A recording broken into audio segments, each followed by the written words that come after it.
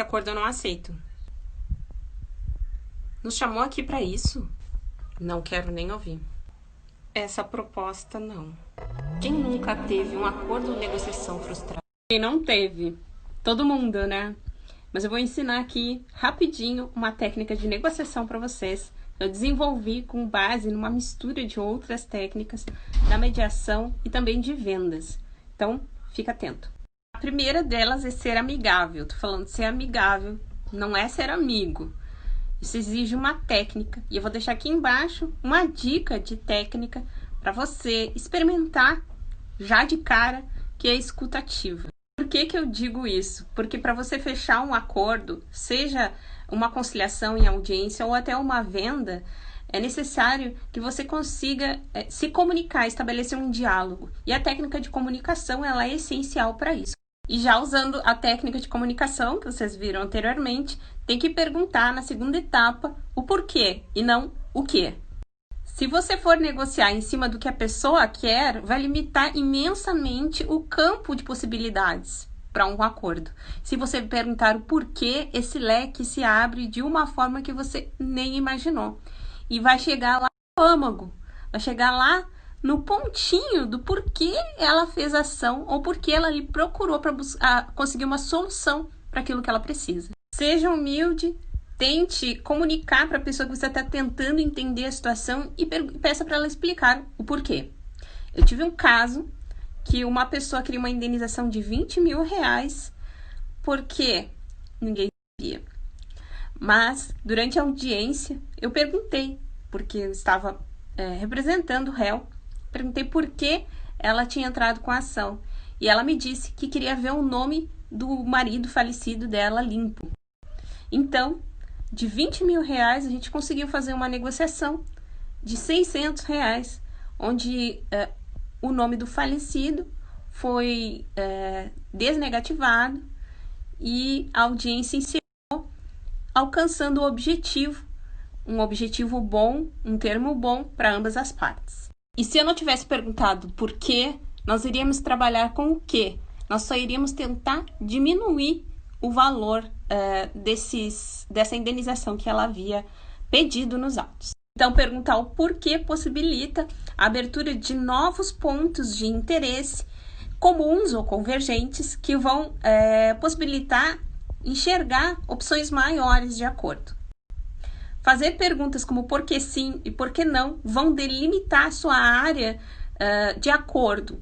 Vai poder identificar ali dentro exatamente onde você pode pisar ou não. Vou trazer o exemplo que eu trouxe antes para falar dessa audiência que eu fiz. Na audiência eu perguntei para ela, quando ela me expôs por que ela tinha entrado com a ação, e ela disse que queria ver o nome do seu falecido marido limpo. Então, eu sugeri a ela que nós retirássemos o nome dele do cadastro de inadimplentes. E ela disse que não.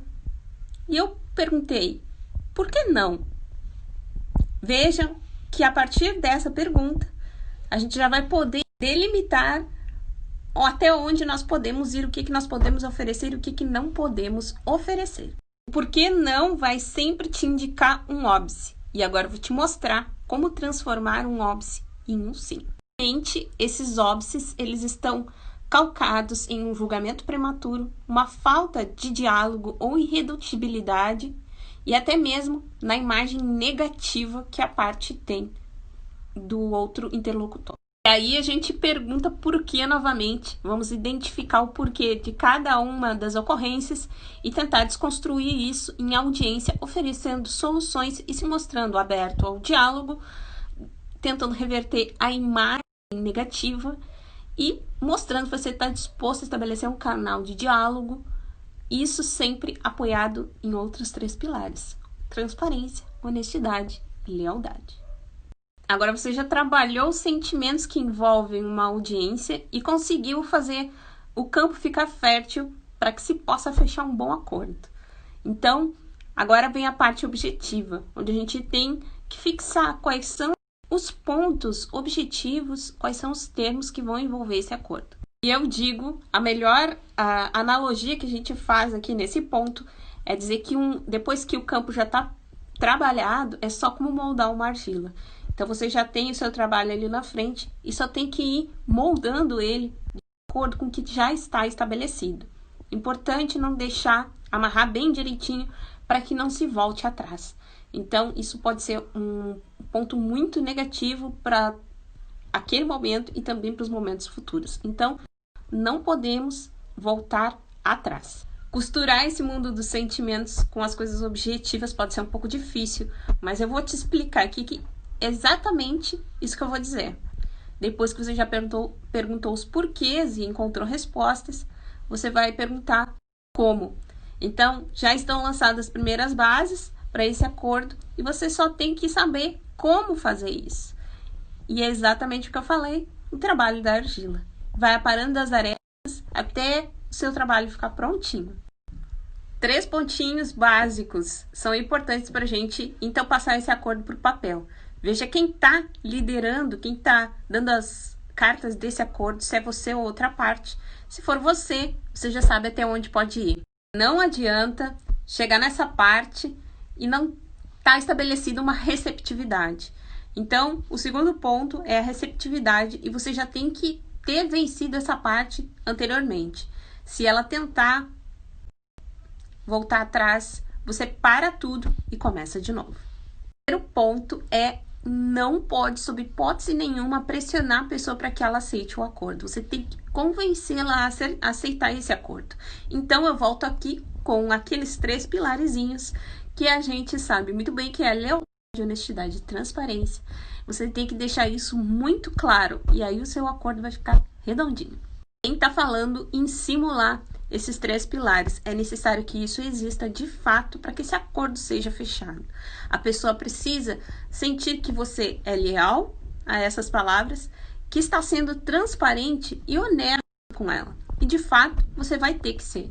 Na verdade, nada mais é aquele momento em que a gente senta para fazer uma negociação, nada mais é do que a pura e simples aplicação dessas 3 características. Então, agora que você já entendeu tudo isso, eu vou te fazer um desafio. Tenta aplicar em uma audiência, uma venda ou um relacionamento comercial, isso que eu acabei de colocar aqui, para ver se os resultados não vão ser muito melhores do que já venham sendo. Tu queres que eu fale mais um pouquinho sobre essas técnicas de conciliação, mediação e negociação? Tu já me diz aqui que eu vou começar a falar um pouquinho mais sobre isso nos stories.